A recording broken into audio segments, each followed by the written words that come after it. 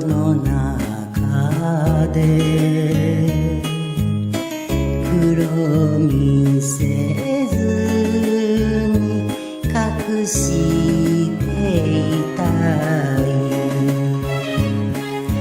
私の大事な旦那様、あなたはいつでも日の当たる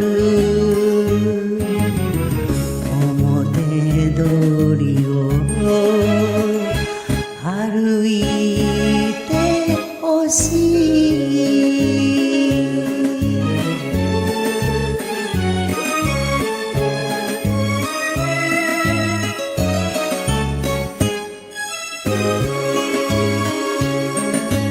我慢している背中を見れば男らしさに涙が出ます。私の大事な旦那様、あなたの心が痛むとき、同じ痛みが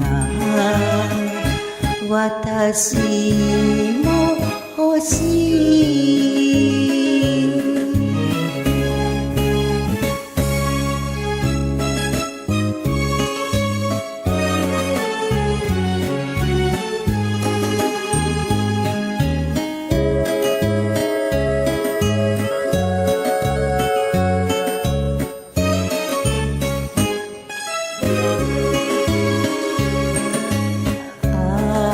明日を信じてお前と二人お酒飲もうと差し出すグラス、私の